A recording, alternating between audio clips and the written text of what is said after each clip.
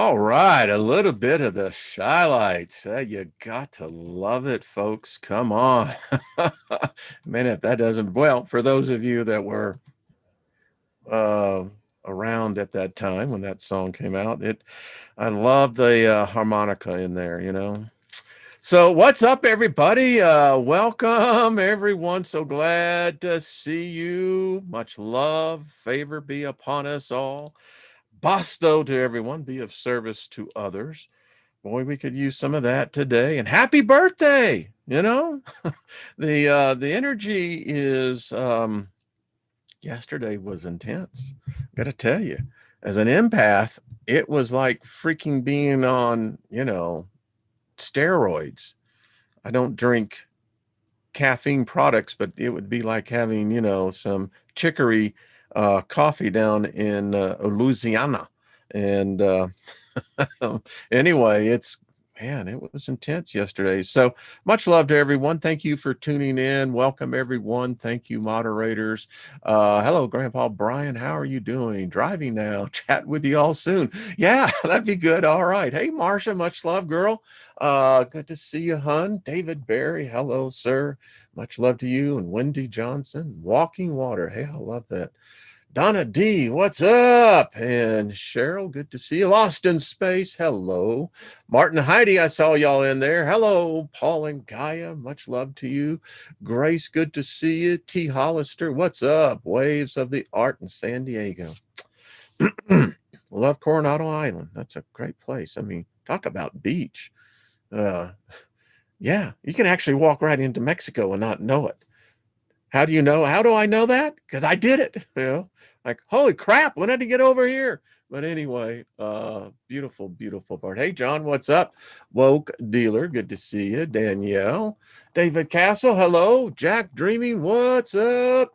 Hey, Nina. Nina has her show on today. Check it out. Her gear is all located down there, along with the Soul Tribe gear as well. Lots of gear. I mean, if you want the merch, it's here. Hey, Big Al, what's happening to you? And hello, Perry.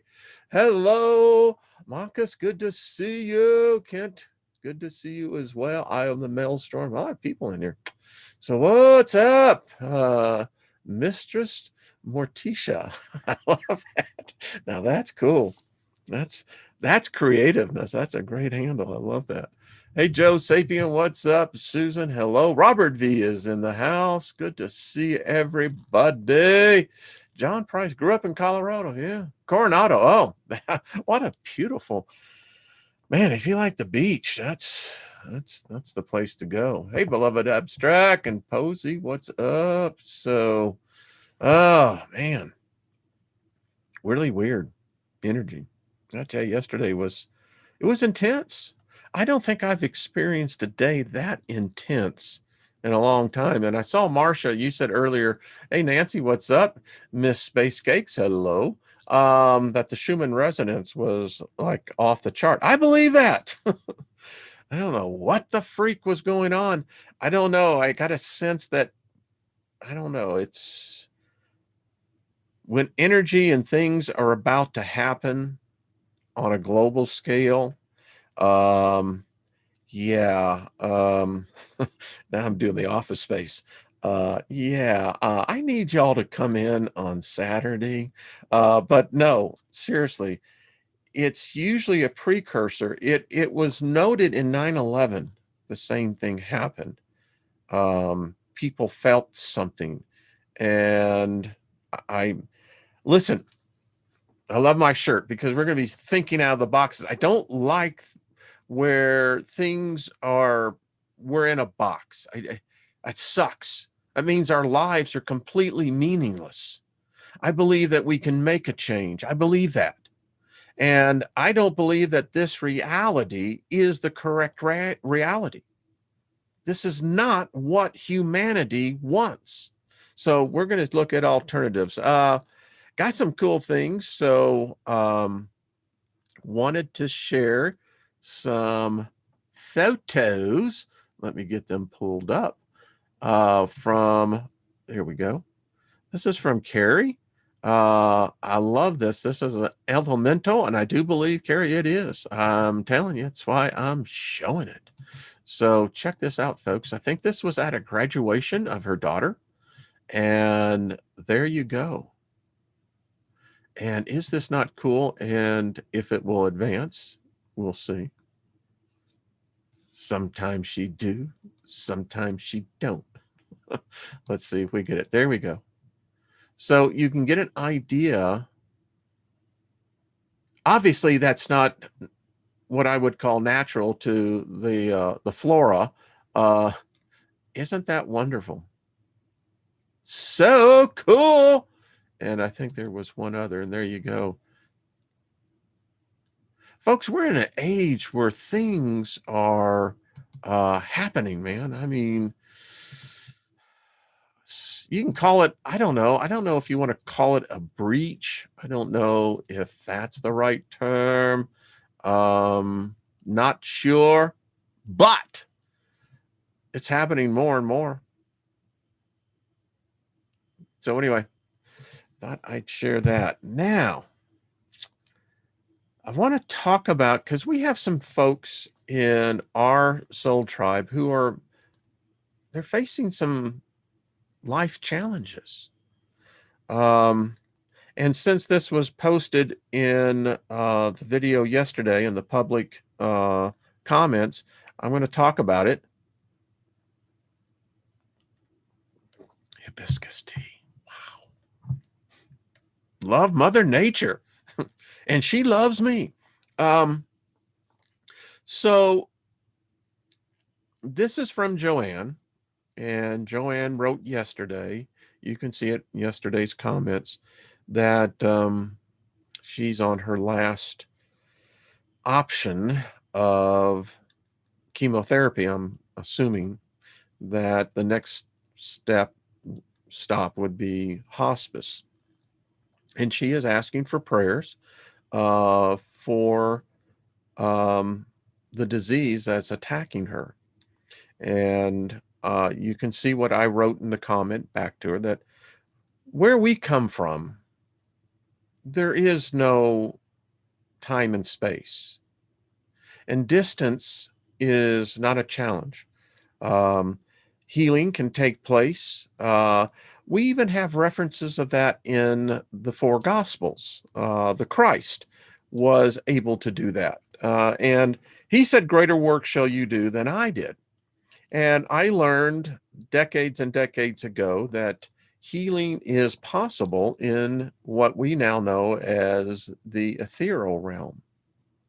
And so, Joanne, as I told you before, I have already laid hands on you, but I pointed this out to her, and I'm going to point it out to everyone else because someone else needs to hear this.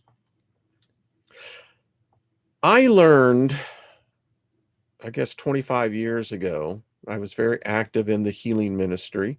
I was a faithful devotee of Kenneth Copeland. I considered my spiritual father to be Kenneth Hagin, and others of that time and era. I don't know how many of you know who Catherine Coleman was. Knew Catherine. She had the gift of healing.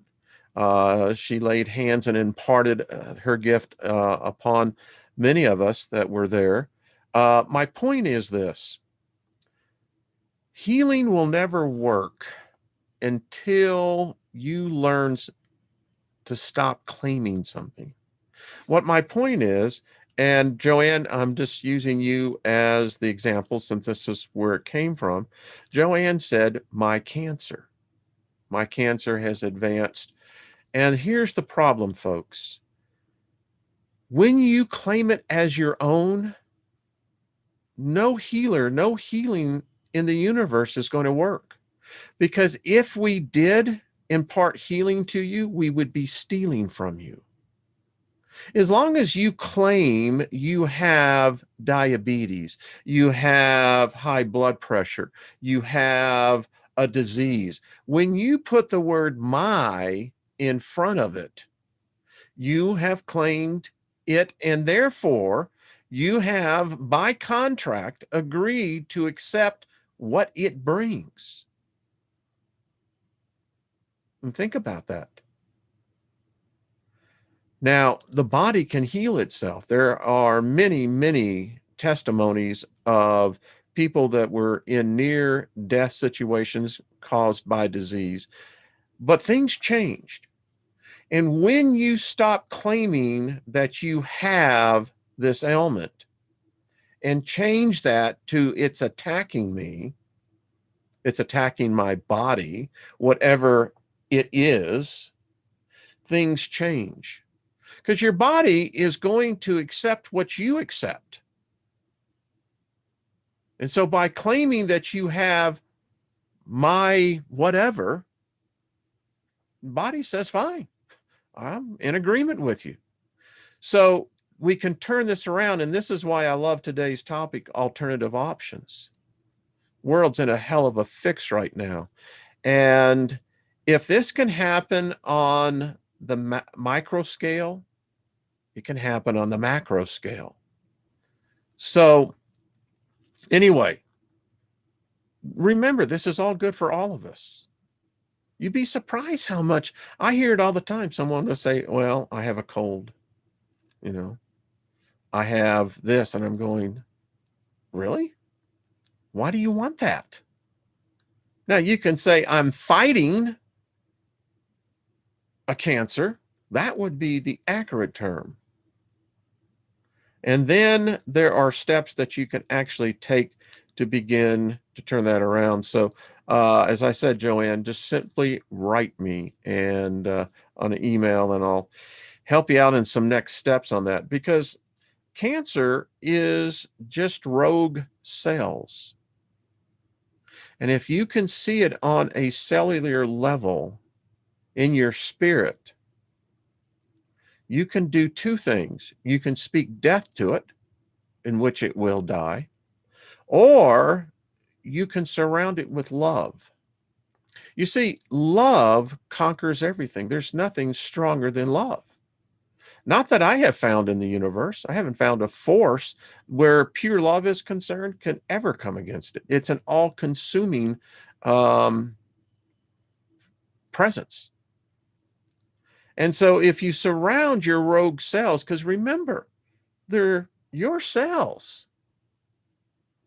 And what you say is what you get.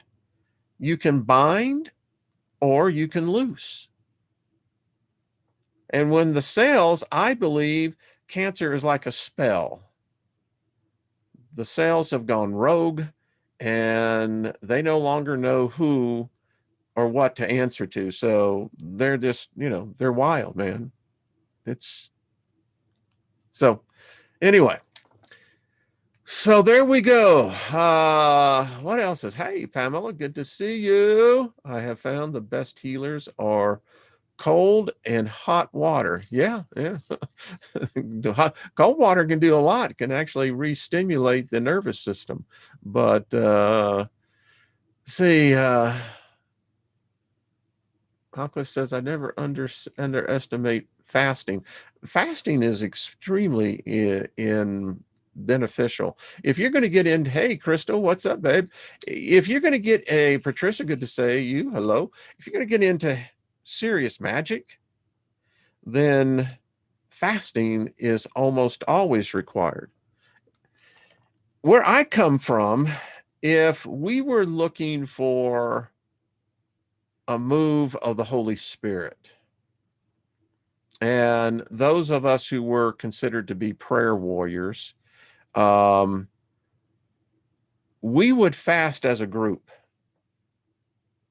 Typically, we would do 3-day fast. Most people can't do a hard cold fast, but if you do, for instance, what I call a juice fast, it can get into the same place. Hey, prophecy theorist, good to see you. And anyway, it seemed like when we would come in after fasting and then meet as a group, and particularly when we formed the circle. Now, listen, we thought we were practicing Christianity. Little did we know. And when you've got that type of cleansing, where the body has become more submissive to the spirit, stuff happens, man. That's all I can tell you. Stuff happens. And and there's a lot of different modalities that same principle can work in. I often say whatever works for you, pursue it.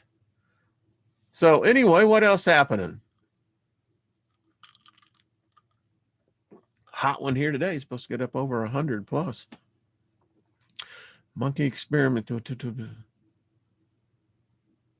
Yep, the water experiment. Yep.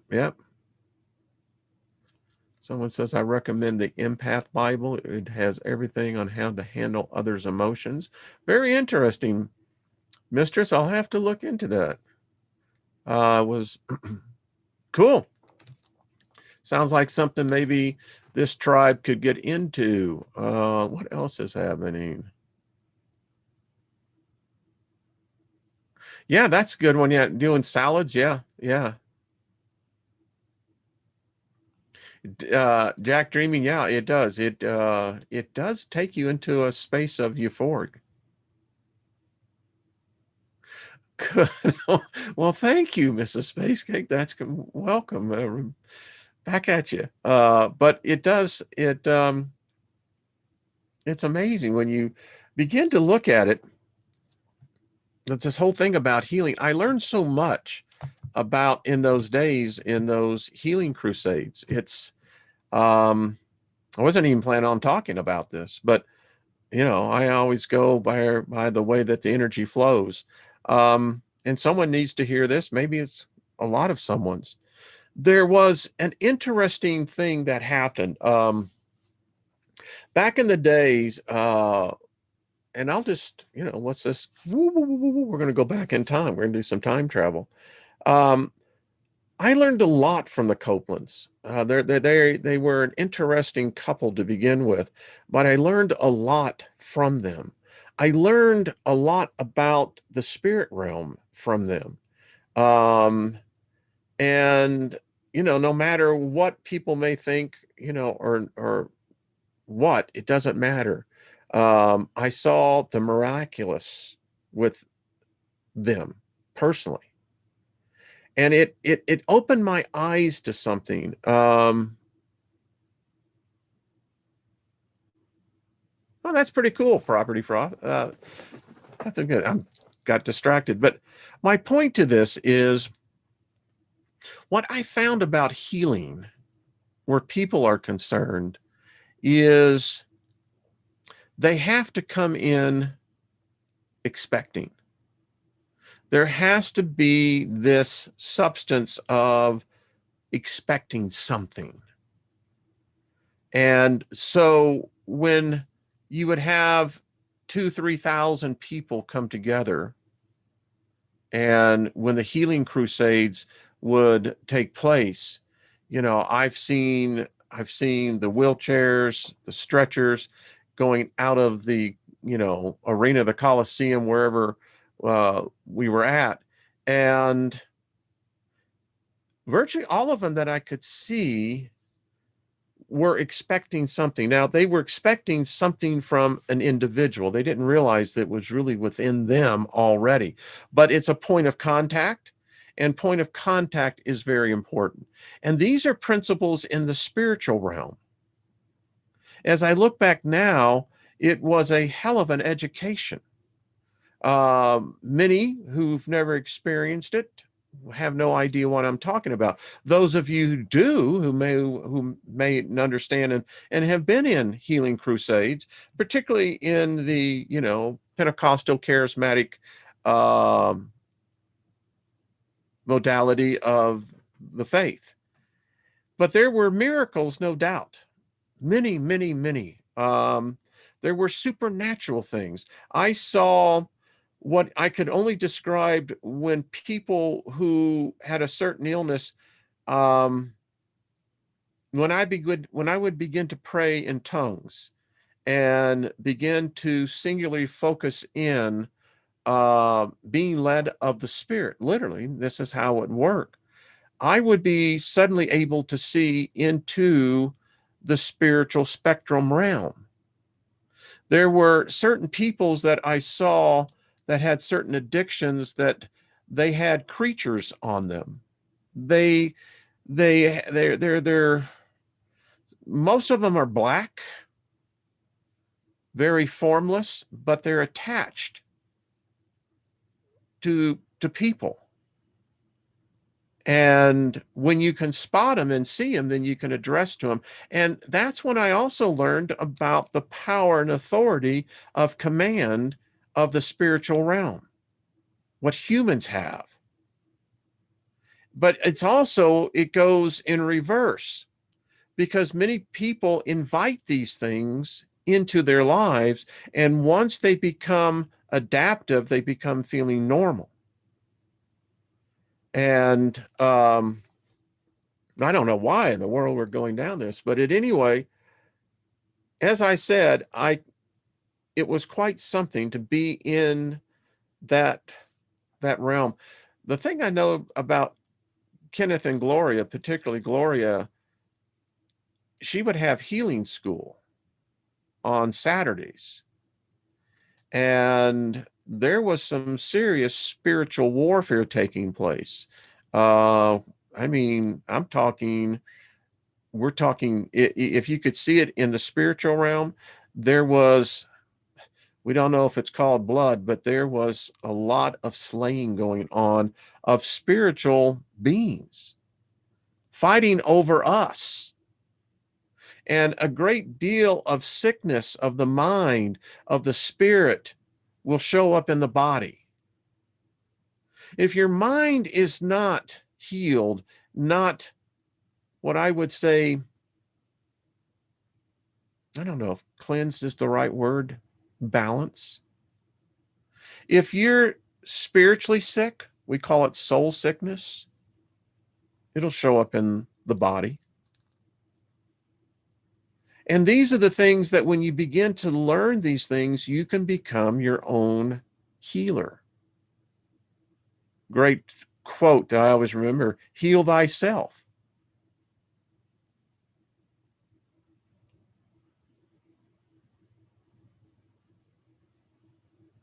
I did not know that, Martin, Heidi. I did not know that.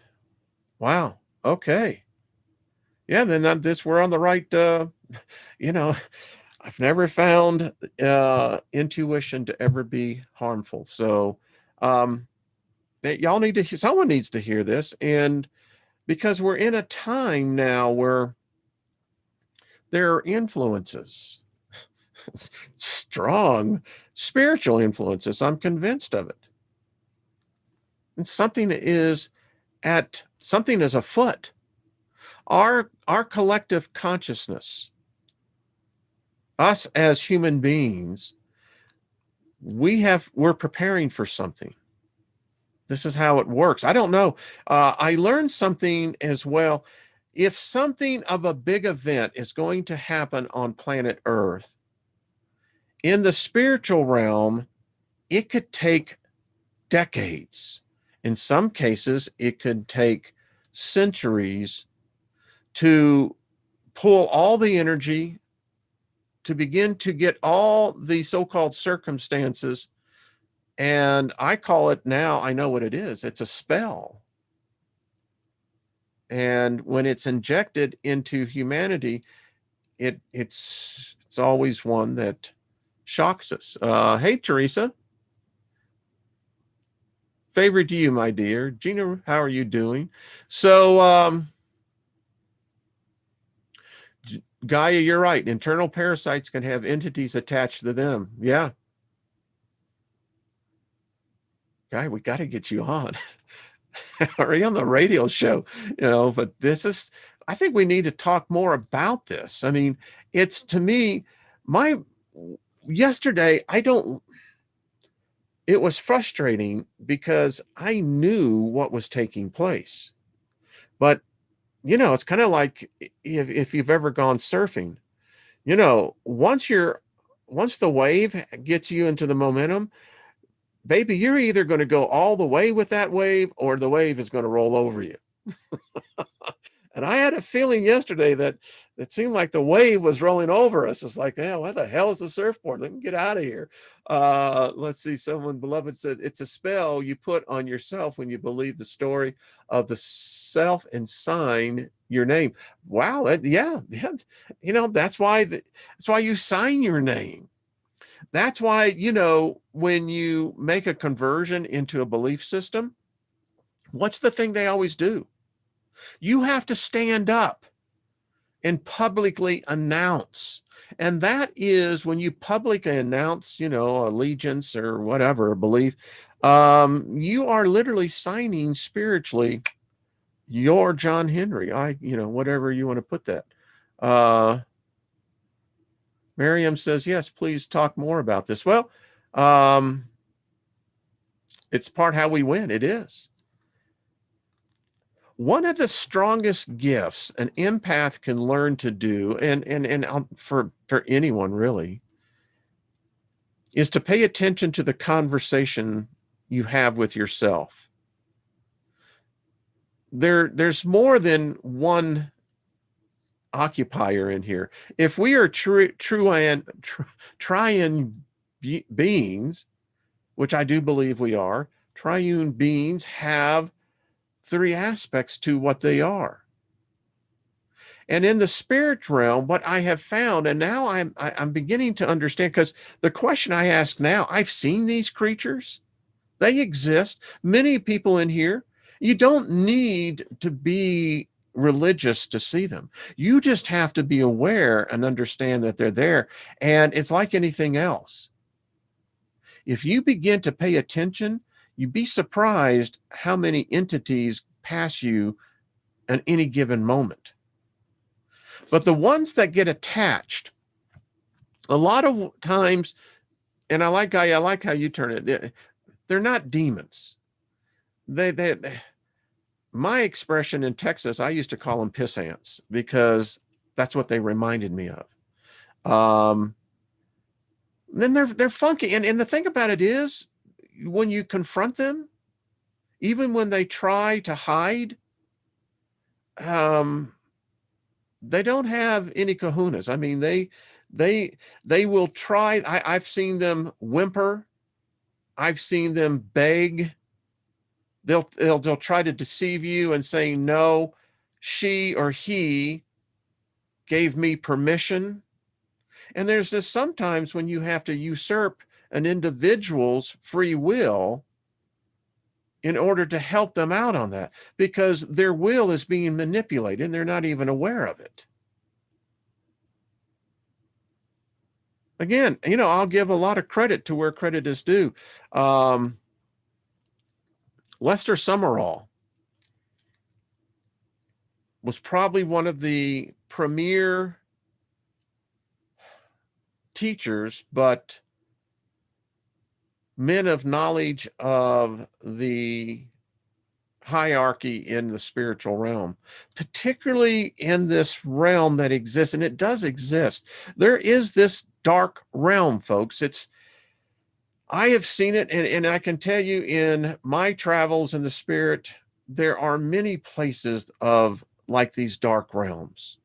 To me, they appear as almost kind of half circles. They're like almost embedded into the fabric of reality. They're like caves. And they have complete hierarchies. And the thing about where we are at, we are immersed in the middle of them. Now, my training was doctrinal in the fact that, again, it was predicated on the blood of Jesus Christ. Into that is nothing more than Christian Kabbalahism. That's all it is. Great knowledge. But the knowledge was absconded and then converted for a particular purpose. If you're wise enough, and I believe many of us are, we went down these paths to learn. I learned things, again, in that period of my life, which was about 40 years. Yeah. 40 years. Man, and I tell you, folks, I have seen him. I have seen the chorus of what you would call, or what people call, angelic beings. They're not human. They're obviously alien. But now I come from the point of view, okay, so what are they? And it's really weird when you begin to understand, as we look at the world today, the world is being controlled by those who manipulate us. Did y'all just see that behind me? That's interesting. Again, and as I said yesterday, and as I said on Monday, my frustration is that we can't be the ones manifesting what's taking place today. We just can't be. And if we are, wow. I mean, seriously, like freaking wow. All right. So what do we really do? I mean, here's the thought I was meditating this morning when I was out there, and my spirit guides are very quiet right now. It's interesting. They're not as chatty as they sometimes can be. So there's something definitely unfolding here. And again, reverting back to my apprenticeship of training in the spiritual realms, there's something afoot there too.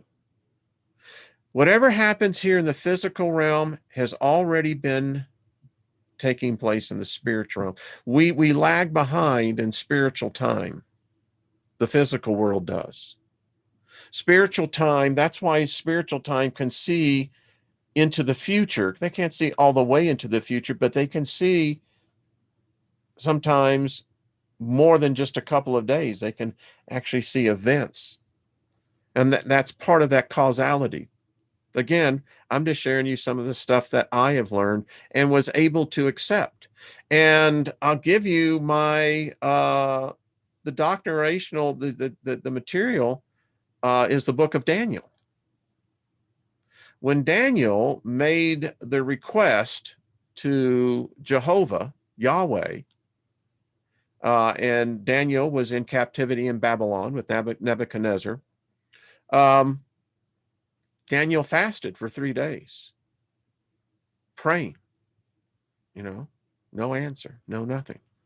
Then in that third day, Michael appeared before him and said to him, he says, Daniel, God has heard your prayers and has granted your request. And Daniel said, well, where have you been? It's like, all right, well, if the dude gave it, then what's the delay? And Michael said something that was really interesting. He said, I have been fighting, in the storyline, you have to understand they injected these words, but in essence, Michael said, well, I've been fighting Lucifer and, Satan. And it's taken me 3 days to fight my way through in order to get you your answer. Now, let's be mature about this and let's decipher what's really being said here. At least from my opinion and interpretation, that taught me something. It taught me the fact that there is this realm that surrounds our realm. And if you go by the number, there's over 100 trillion of these beings that surround our reality. I'm just giving a point of view. Not saying it is, not saying it's not, but it is interesting that these stories had to originate from something.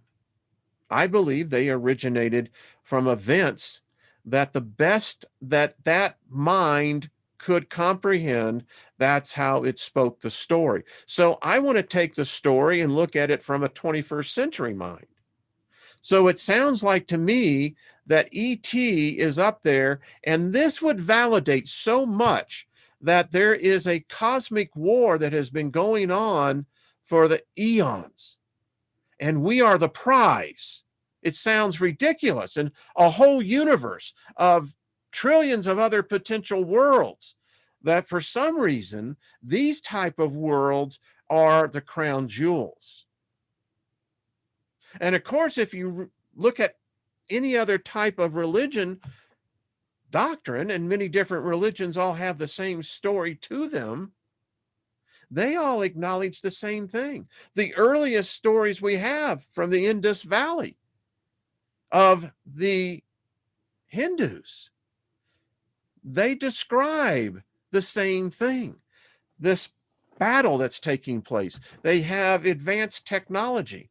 Now, it comes into a question into play. Is this what has caused us to fall before? I don't know. Remember, the whole Nephilim, the whole Genesis 6 story is predicated on aliens coming down and taking genetic material. They said sex. I don't believe that there was actually ever sex amongst these beings. The whole issue of genetic adaptability would come into serious play. However, I do believe that they in fact did harvest, as they're still doing today, from the females their eggs, in vitro fertilization of hybridization. This is how the story goes. We just interpret it under this different idea of talking about fallen angels. That's bullshit. It's aliens that came down here, and when they harvested our DNA, they also abducted many humans. Just depends on how you look at it. So the question I often ask now, well, then who's the good guys? Who's the bad guys? And this is how we all got here from talking about healing. Isn't it weird? Oh, man, I'll tell you. But I am ever so grateful for, it took me a long time to get free of that indoctrination, but the knowledge has now become wisdom, and I am ever grateful for that. There's many more of us that are becoming that away. You know, some say it was predicted, the great falling away. I don't know. So, all right. That's good, folks. Man, I hope you can. Seeker of the truth too. Thank you. I lived it. So, you know, for other people, it may not be their reality. That's cool. Getting back to the healing crusades, I mean, it taught me so much. I could see in a person's spirit, their aura, when the healing took place. In some cases, the aura completely changed colors. And I could tell when, and we were taught this. I mean, you know, when you're kind of going up in the ranks of that, let me just say this as well. I've never said anything evil against Kenneth Copeland, any of my teachers. That would be a betrayal. These were good people. Now, whether or not I believe with the theology, it doesn't matter. These were good people, and they were anointed. I was anointed. I am anointed. And this is a reality that the norms don't want to accept. But yet they will rush to an alchemist called a doctor or a chemist called a pharmacist and want the pill to do the miracle work. Because after all, a pill is miraculous. However, it has been proven in medical science, the placebo effect. So we know if you get the placebo, it's amazing what the mind can do. And what is happening here? Well, it's not just the mind, it's the spirit within us. That's the most wildest things. It's amazing how many spirits, how many are truly weighed down. I used to have dreams that I was flying. And many of those dreams, two things would happen. I would find myself being pulled down back to the ground, or as I was flying, I would then overhead, there would be in my travels, it was represented by power lines. And it wasn't allowing me to get above it. I found myself, I could get free from the and it was like a chain that was pulling. I could get rid of that, but it took me the longest time to break above those power lines. So what am I saying? It's what happens to so many of us.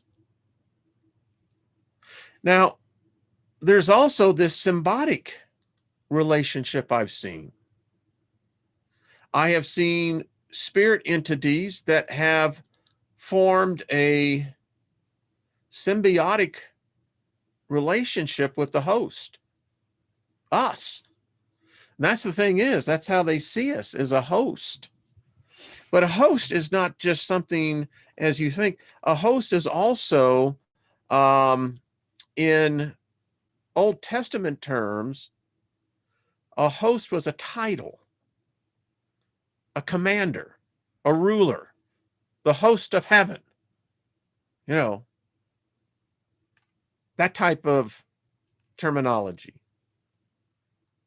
And it becomes very interesting because I question very early, when I used to do the prison ministry, going into prisons was a really interesting experience.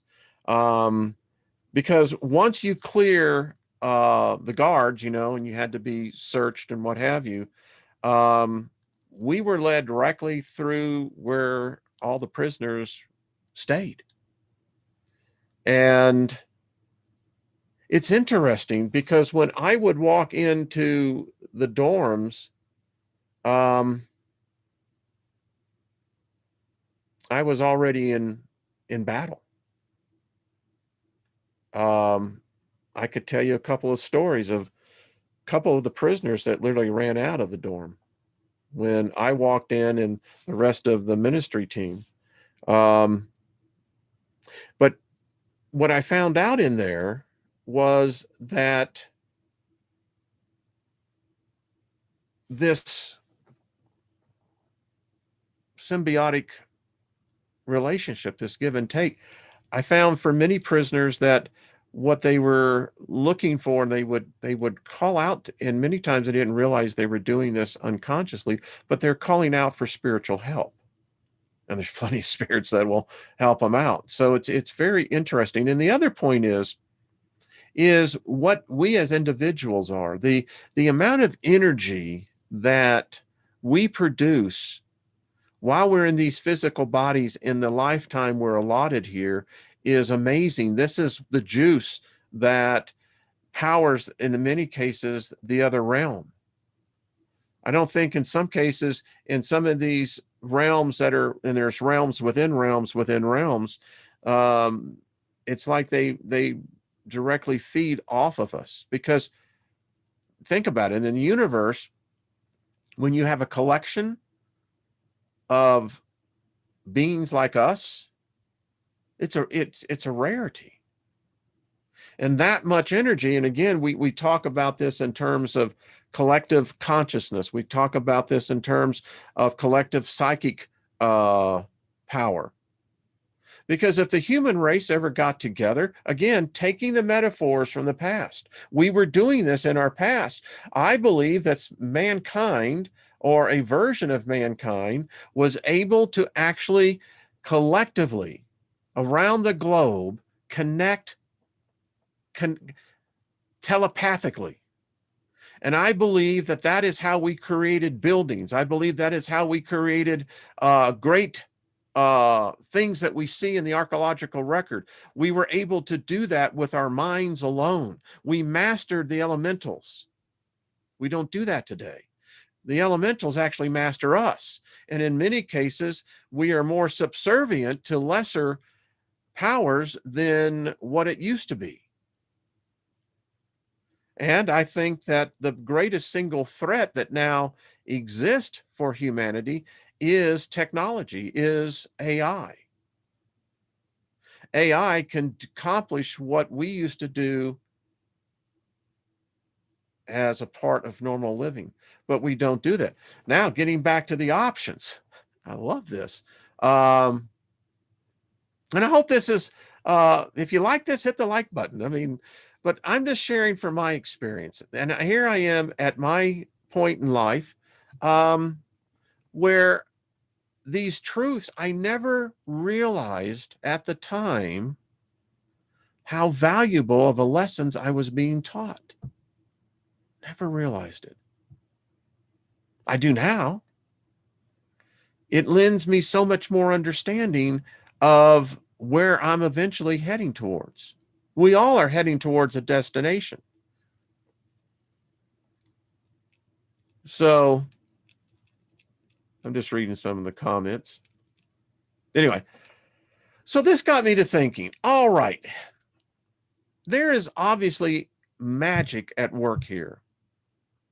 I could term magic to be synonymous with knowledge, occult, but no doubt how we want to term it, it is afoot. Humans are easily put under spells. We know that. Now, if we believe that we've been here for far longer than what we think, millions of years, see, I don't think that that's outlandish to think. If the planet Earth is, they say, 4.5 billion years old, well, if we were here for 2 million years, it's a drop in the bucket. We're the newcomers, you know, the new kid in town. There's a new kid in town. Anyway, I digress. So I was looking at some of the books that we have looked in the past, and I thought that this one was interesting because one of the ones that has always kind of still going, these old ones, the ancient ones, isn't it interesting that when we study about these, I like how Trina said these immortals, which I believe these are. Now, they may not live forever, but from our point of view, it's the ant looking up at the redwood tree. They are immortal. So I wanted to read this again because this is interesting. It says how to cast spells that really work. You must know exactly what you want before you apply the powerful magic described here. There is no need for you to know how your desires will be granted. Let the old ones take care of that. So this is, in how I interpret this, I'm talking about intelligent beings that have the ability to manipulate time, space, matter itself. I go on. But you must have a clear idea of what you wish to accomplish. Once you decide what you want, glance through the spells and rituals that follow. And what I have found with many people, when I ask them one-on-one, well, what is it that you really want? I can hardly ever do I ever get a matter-of-fact, to-the-point answer. I get this extended thing and I'm going, well, what is it that you want? You know, we've been talking for 5 minutes. What is it that you want? One person told me, I want money, damn it. All right, that you can work with. Nothing wrong with that. Fine. You know, that's a powerful motivator. He writes on somewhere within those spells and rituals is a word of power. Now, I learned in my teachings to my teachers, this is important because they capitalize the word of power. Now, this expression is used in the Genesis story of about how God spoke. He did not speak his word. He spoke the word of his power, not the power of his word. I don't mean shit, excuse me. But when you say the word of power, now that becomes something very specific. So somewhere within these spells or rituals is the word of power, secret name or phrase with which you will feel a strange affinity. Use that spell or ritual to obtain your desires. Now, what if we were to do this on a collective scale? Let's say we got all the witches did, and we did an expo online somehow, and we got witches, warlocks, we got all of us, and we come together and we find a spirit that we don't have to make a deal with, but one that's willing to work with us. Because you see, on the other side, they love a good fight. And if all of a sudden a group of us empaths, the enlightened ones, that's what we are, witches, magicians, sorcerers, wizards, we are the enlightened ones. I believe we can do this. If we can do it individually, I know we can do this collectively. Now, isn't it weird? I'm just going to continue on this for a minute. Your first task before calling the old ones down from an unknown place beyond the spears is to set the tone for the magic working to come. You do it simply and easily with the following invocation. It should be recited immediately before working any spell or ritual to ensure success. Now, this is loaded here. So we know that there is an intelligent, sentient, apparently, immortal, apparently, but they're in an unknown place beyond the spears. Now, many of you who do astral projecting, lucid dreaming, you know about the spears. There's places where you just can't go. I mean, requires knowledge. And so it says here, let him who is sleeping be woken. Let those who are bound be freed. Now, a wise person would say, okay, this is a caution sign, literally, because you need to be, how should we say, acutely cognitively aware of what you're awaking.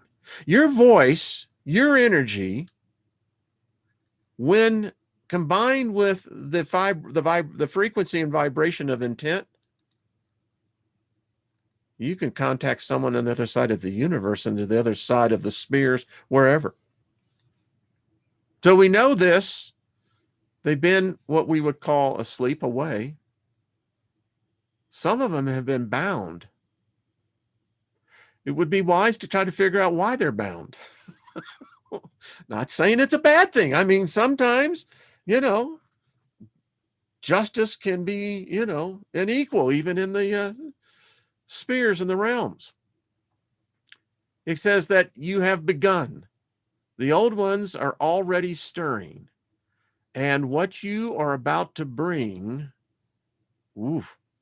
whatever you want into your life, money, love, health, anything, easily, invisibly, and quickly. You're going to name it, and it shall be so. The only other thing you need to know is that once you have cast a spell or worked a ritual, you must dismiss it from your mind until you are ready to repeat it. Now, this is one of those things that, a lot of us, you've been there. It's like,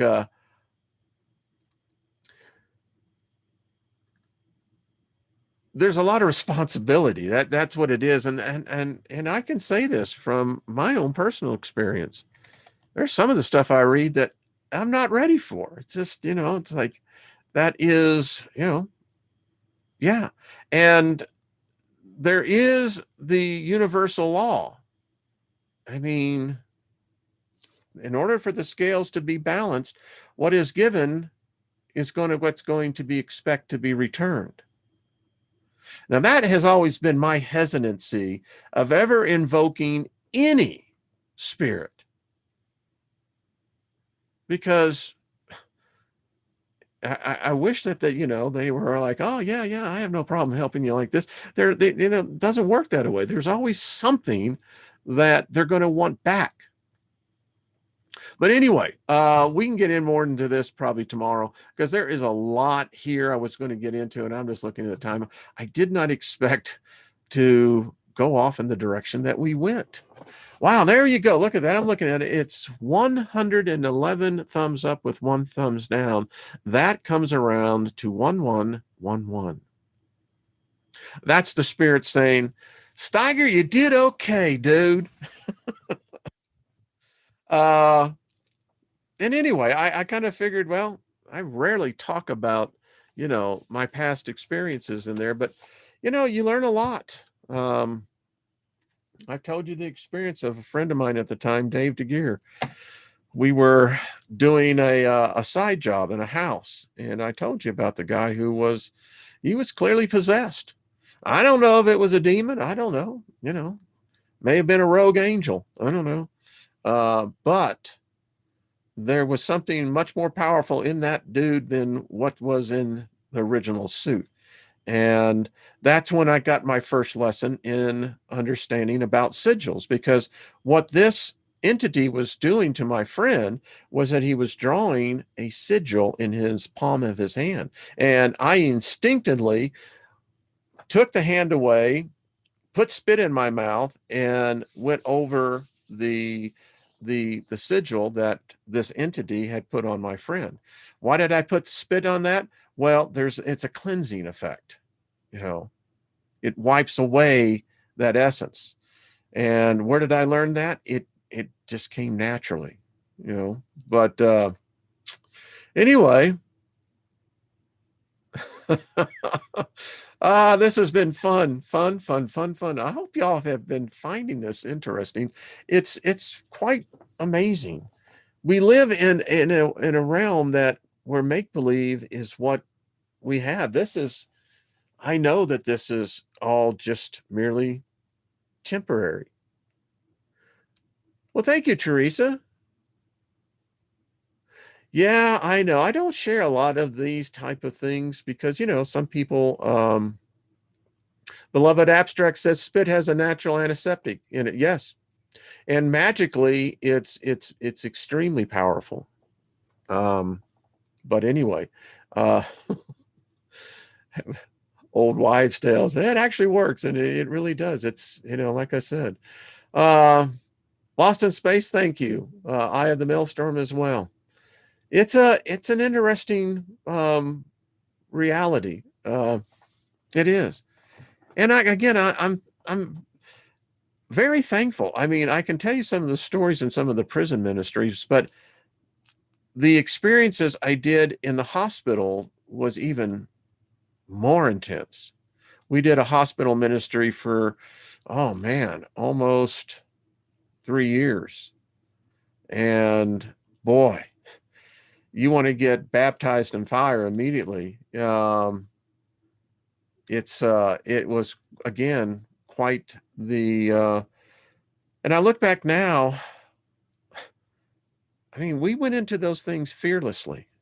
I had absolutely no doubt that when we left, we made a change, and we did. And I'll tell you one time when I went into the psych ward, that'll have to wait for tomorrow. Holy freaking crap. I mean, woo! Folks, back in the day, they used to call them asylums. And oh man, woo! I'm just, it's the hair standing up all around me, because when you see a human being that can fucking walk on the side of the walls and starts fucking telling you everything about your life, yeah, baby, that's when it gets really real. I'll leave you with that. And I just dropped the F-bombs, but I got to tell you what, it was intense. So, yeah, there are more to our reality, Horatio, than what meets the eye. That is for sure. So, we'll pick up on this thing tomorrow. And like I said, that I only went in once. I mean, it I gotta tell you, it freaked me out. It really did. But whew, man, and it's, I'm reliving it right now. It was really intense. I mean, there's things that these bodies can do that defy the laws of natural physics. And yeah, Shannon, what was that? We had an old asylum near Rusk, Texas, went there in the nursing school and felt, yes, yes, indeed. It is amazing, isn't it? There, I mean, it's, and it's the smell. It's not just the smell of the anesthetics and what have you. Did you pick that up, Shannon? It's a smell. I mean, woof. And like I said, that woman, oh man, I mean, yeah, yeah. So yeah. All right, we'll pick up tomorrow. But thank you, Shannon, for that. That was appreciate that. It teaches you things, and I'm appreciative for this Soul Tribe group that, you know, reliving these memories stirs up things in me, that some of the things I had put away into files that I need to be brought out again. Woo. All right, Nina has her hump day message today, so I'm going to get off here, folks. Much love to you. We'll see you tomorrow. Favor be with you and protection. And remember, there's only one of you, but boy, there's a lot that